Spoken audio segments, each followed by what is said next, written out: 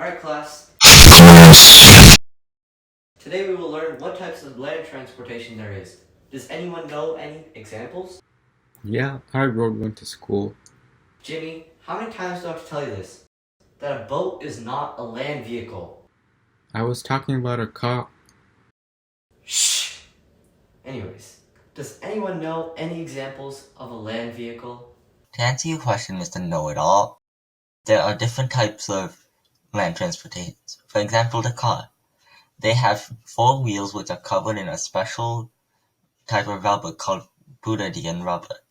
The car uses a combustion engine that works using a fixed cylinder and moving pistons. Also, a car is controlled by a driver. Duh. So let me continue, please. So as I was saying, the steering wheel in front controls the car. Blah blah blah. You're talking about such a boring land vehicle.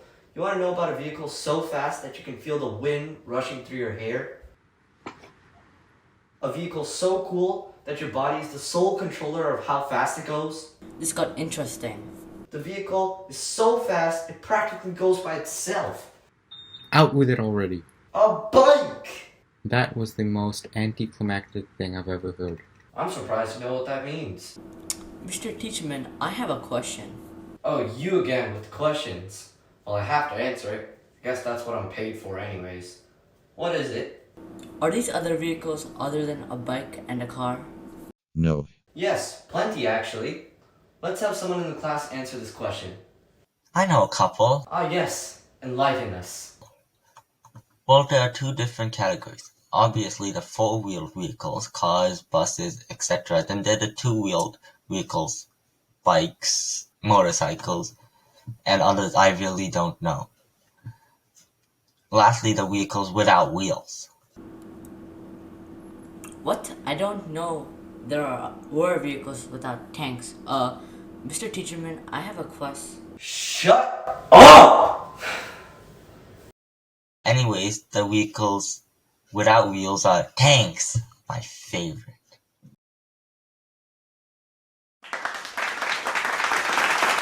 Yeah, back in my day, I used to use them every day and bomb the school. Good time.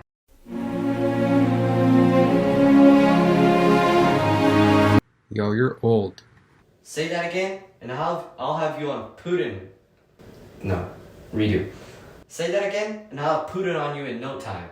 Continue.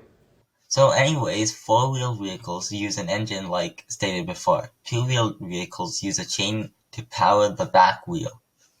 The back wheel moves the whole thing forward in a cycle. The chain is powered by pedals.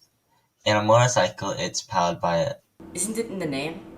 Again with your questions! Well, it's powered by a motor, as stated in the name. And lastly, a tank moves using a continuous chain of metal links. This allows them to go on almost any terrain, all on land, of course. Even I knew that. Shouldn't you know every... Again! Why do you have so many questions? I also have more to add on for land vehicles. Wait, what? The tanks are like super cool. They go like sploosh, splash, kaboom, and all these other cool things. That was very informative, Jimmy, but we really should be... Some tanks have machine guns built in along with a rotating gun turret. Tanks are classified as heavy, medium, or light. Modern tanks such as the PT-76 are now the standard and the basis for many other vehicle designs. They are able to move around in rough terrain because of their continuous tracks, also known as caterpillar tracks. Tanks are able to move up to 70 miles per hour in short bursts. Tanks are waterproof, and tanks use a combination of electricity and gas to run. However, the tanks run by electricity can easily run out of power. Another form of land transportation is a bike, and that's what I will look at now.